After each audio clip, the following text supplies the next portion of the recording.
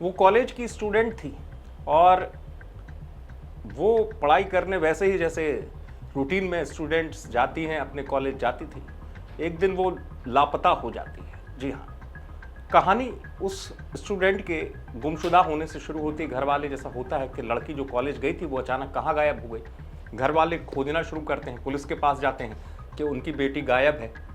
नरसिंहपुर ज़िले की ये वारदात जिसने पुलिस को हिलाकर रख दिया, पुलिस के होश उड़ गए। दरअसल पुलिस खोजना शुरू करती है। अगस्त महीने में पुलिस के पास ये कंप्लेंट जाती है कि लड़की गायब हो गई, लेकिन काफ़ी वक्त बीत जाता है, पुलिस को लड़की की लोकेशन नहीं मिलती, पता नहीं चलता। लेकिन इस बीच उस समय सनसनी फैल जाती है जब वो लड़की बॉयफ्रेंड के रूम में मिलती है। बॉयफ्रेंड का रूम भोपाल में था, लेकिन जिस हाल में मिली उसे देखकर पुलिस को भी यकीन नहीं हुआ कि जिसे खोज रहे थे वो बॉयफ्रेंड के रूम में इस हाल में मिलेगी। हुआ ये कि दरअसल भोपाल के एक इलाके में एक लड़की का शव मिलता है, सनसनी फैल जाती है। वो लड़की वही थी जो नरसिंहपुर से गायब थी। वो जो गुमशुदा थी वो दरअसल अपने प्रेमी के साथ पता चला के रह रही थी भोपाल में।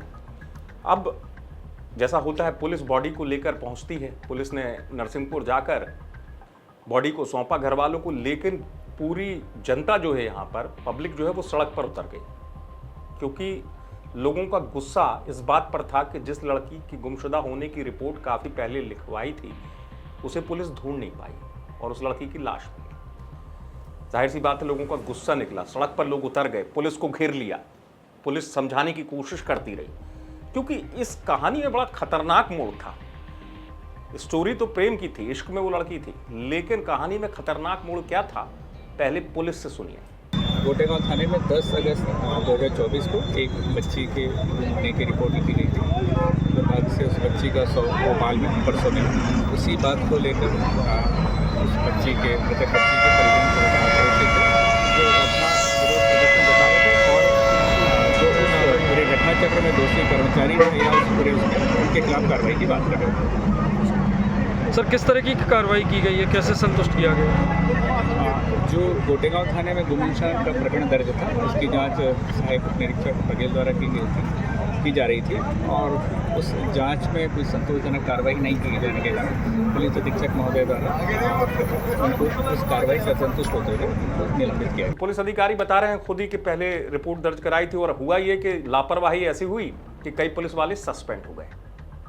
लेकिन इस कहानी में जो मैं कह रहा हूँ, इश्क की जो पूरी कहानी थी, क्या वो मोड़ था जिससे कहानी कुछ और बदलती हुई नजर आई? कैसे उसकी प्रेम कहानी खतरनाक हो गई? खूबसूरत लड़की का आशिक क्यों कहा जा रहा है कि बहुत खतरनाक निकला? दरअसल लड़की की बॉडी तो मिली भोपाल में, लेकिन जिसके साथ रह रही थी वो भी गायब हो गया, यानी उसका बॉयफ्रेंड गायब हो गया।